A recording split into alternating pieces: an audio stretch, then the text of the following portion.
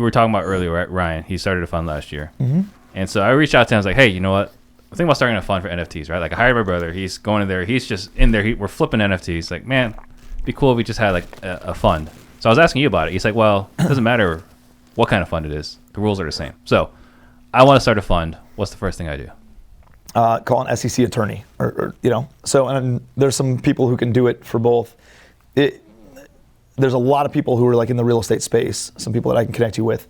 That's not going to be the same person who creates the fund for NFTs and stuff. Yeah. It's the same SEC guidelines, right? The Securities and Exchange Commission is who regulates investment funds, and the stock market and everything else. So, a fund is typically an investment that people put money into, and they have ownership interest in an LLC or an S corp or a C corp or whatever. But there's no predictable return on investment typically. And because of that, because they're only secured by the ownership in that entity, and they're a limited partner in that, you're creating a security. All right. So anybody, like all the funds are the same and all the guidelines are the same, regardless of the widget or the offering, the product that you're selling. So there's two big ones, 506C and 506B. 506B is like, hey, I got some rich uncles or family members or friends,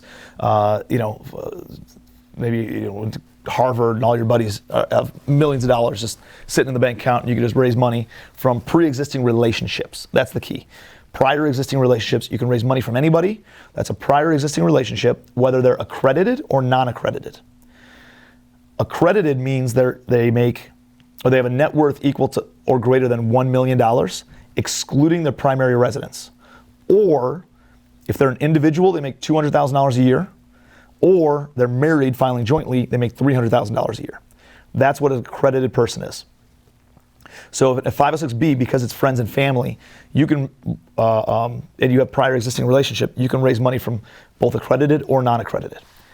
Or there's a 506C. 506C only allows you to raise money from accredited investors. But you can go and take out a billboard. You can talk about it on social media. You can talk about it on your podcast. You can talk to people who you don't really know, who you don't have a prior existing relationship with, and you can raise money from those individuals, but they need to be accredited investors. You're not allowed to do all those marketing things on the 506B side. Yeah. So you would want a 506C fund. So that way you can put it, because of all the eyeballs that you have on social media. So generally speaking, right, again, say I'm brand new, I want to go to someone I call on a Google, probably pay-per-click for an SEC attorney.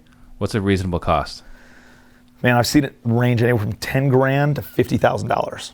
Yeah. I think, for a real estate and apartment building, like I put a new fund together for every single deal that I do.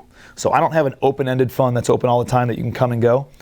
I raise money on a per deal basis, and that allows me to say, hey, here's the investment, here's the targeted returns, here's what it looks like, here's the timeline of when you're gonna get your money back, and set very clear expectations. So I do a new fund, and because of that, I actually have an in-house attorney just because we do so many of them, right?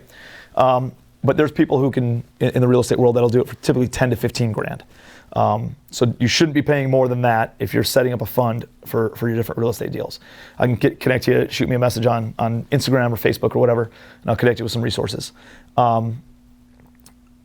NFTs, crypto is a newer space. Yeah. It's more of a niche space. So you're gonna pay a little bit more. I'm looking at doing a crypto fund. I know a lot of people with a lot of money, they wanna diversify into crypto. They want nothing to do with following the markets, with opening a wallet, with all the security things that come with it and all that stuff. So, but they just want to write a check. Let me give you $100,000 or $500,000 or whatever.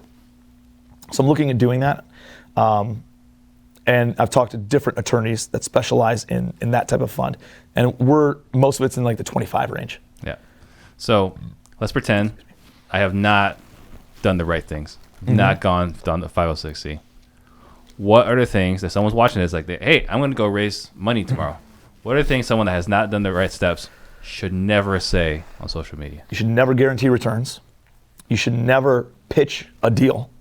If you found out doing those things and you take on investors without having a federally regulated registration, then you could get shut down. You could, one, lose a lot of money, get fined like crazy, potentially go to jail if you rob people, and then they can say, hey, you're never allowed to raise money ever again for anything, any business venture at all.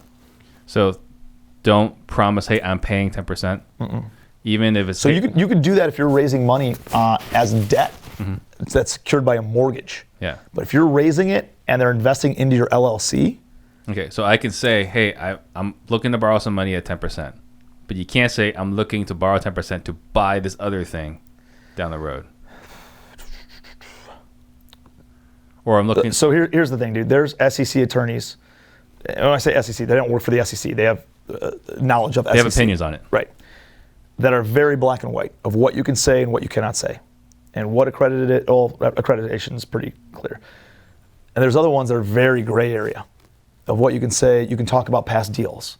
And you can show the returns that you did in the past deals. And you could say this or say that. If it's 506C and you register, you can say whatever you want, dude. And you can say, hey, we're targeting these sorts of returns. We're not guaranteeing these returns, but we're targeting, we're projecting, we're estimating these kinds of returns. If you don't have the paperwork together, then I wouldn't post anything. Dude, I just wouldn't do it. It's too risky. Yeah. You could pick up the phone and talk to prior existing relationships and start having the conversation there because that's a little bit cleaner. Yeah. All right. So talk to your SEC attorney.